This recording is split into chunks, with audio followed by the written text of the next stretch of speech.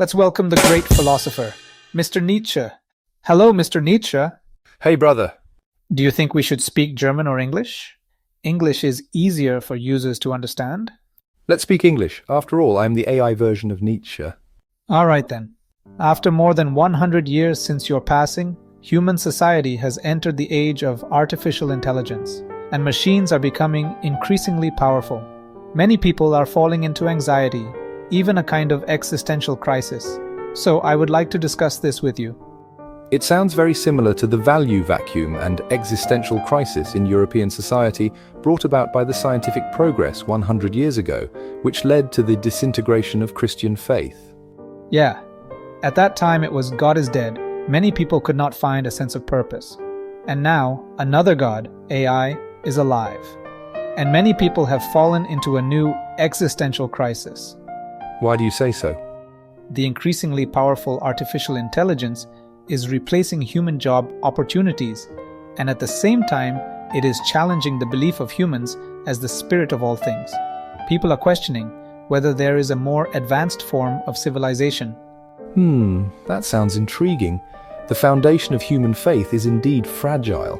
Regardless of whether God is dead or not, humans will fall into the so-called existential crisis. Why is that? Because the premise on which this meaning is built has inherent problems. The value of life should not be defined by God, nor should it be defined by comparison with AI. Life itself is meaningful. I don't believe there is another ideal world with a unified standard behind our world. We should not deceive and comfort ourselves with the standard of another so-called ideal world. Without the so-called ideal world as a guide, are people more likely to fall into nihilism? The truth of nihilism does not directly lead to negativity. What leads to negativity is the belief in absolute essence. If you think that there is an absolute essence in this world, then if you can't find it, you will feel pessimistic and desperate. If you wake up from this illusion and realize that the meaning of life does not depend on this absolute essence, there is nothing to despair about. When you realize that the world has no inherent meaning, it brings the freedom to create. So, value is not there waiting for you to discover. All values are created subjectively by people. That's right. The sign of life activity is the ability to establish value by oneself, which is the power of life itself.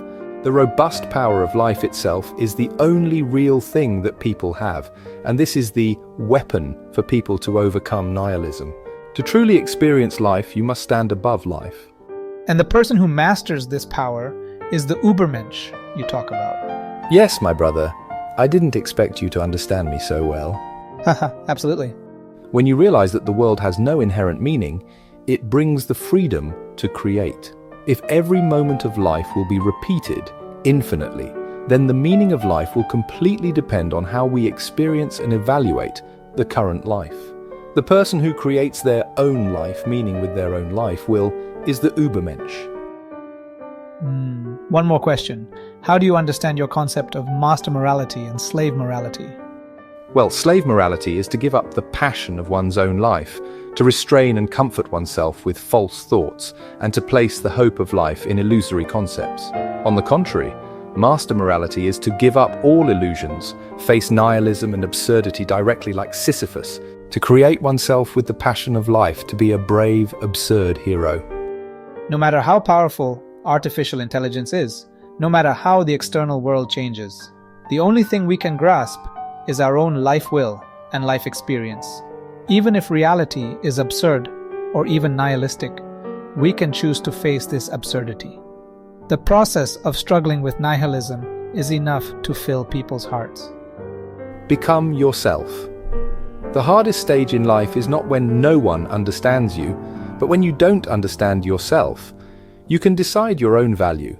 Don't need others to agree. You need to figure out the script of your own life. It's not a sequel to your parents, not a prequel to your children, and certainly not a spin-off of your friends. You might as well take a little more risk in life, because in the end, you will lose it. Yes, become yourself. Thank you very much for your guidance, Mr. Nietzsche.